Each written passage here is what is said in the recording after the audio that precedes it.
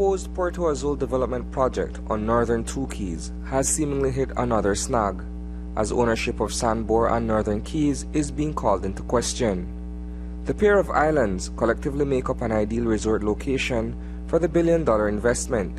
However, the developers are in somewhat of a quandary with concerns titled for the lands. According to John Mills, an American mortgagee, reports of the sale of Northern Two Keys a few weeks ago came as a surprise to him, since he presently has a claim on the property. You can understand that when I read the Belize newspaper, and I saw a couple of weeks ago that they had said that the islands had been sold. That was news to me because I have a lien on the property. That has not been the case. Puerto Azul has not closed on the islands. They signed a contract to purchase Northern Two Keys in March of 2014. March of 2013. The first payment was to be made in March of 2014. They did not make that. The second payment was to be made in March of 2015, and they did not make that. In a release issued by Puerto Azul International Holding Corp., President Domenico Giannini acknowledges the legitimate owners of the islands as Northern Two Keys Company Limited and Lighthouse Reef Resort Limited, respectively. The charge on the property, in this case the mortgage held by Mills, is to be paid with proceeds from the sale of the islands. Giannini says that this will be done through the law firm of Barrow & Williams as escrow agents following the settlement of a legal dispute. I had a really good conversation with Fabio La Rosa, who's one of the principals from Puerto Azul. And I would characterize the conversation as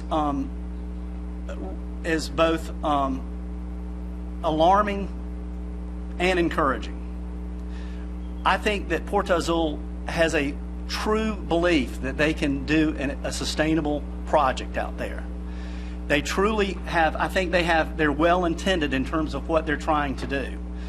On the other hand, I found it alarming because I think there's a disconnect in terms of what is environmentally feasible and also economically feasible out there versus what they've talked about doing. Regarding that concern, Puerto Azul says it has agreed with the terms of reference presented by the Environmental Subcommittee and that studies are underway to determine the kind of development that is suitable for Northern Two Keys.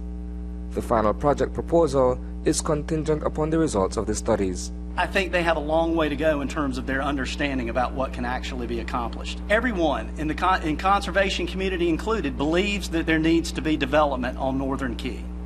Northern Key is an outstanding resort site.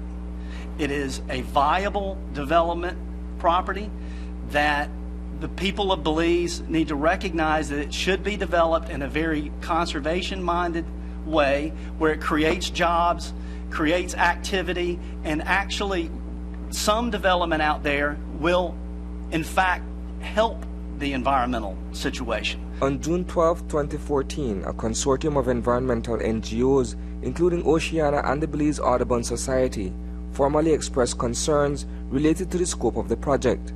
The developers have since given their assurances that Puerto Azul will be socially and economically acceptable and that the development will create employment and attract revenue to the country.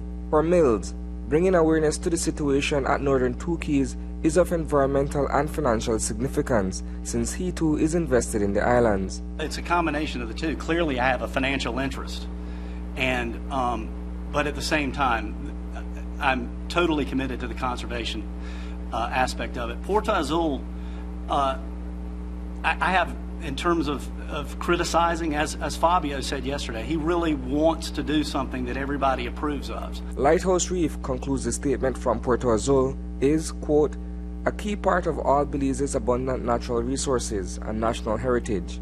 Puerto Azul has taken and will continue to take appropriate action through extensive environmental studies and proactive measures to ensure the protection of the atoll and its ecosystems, unquote.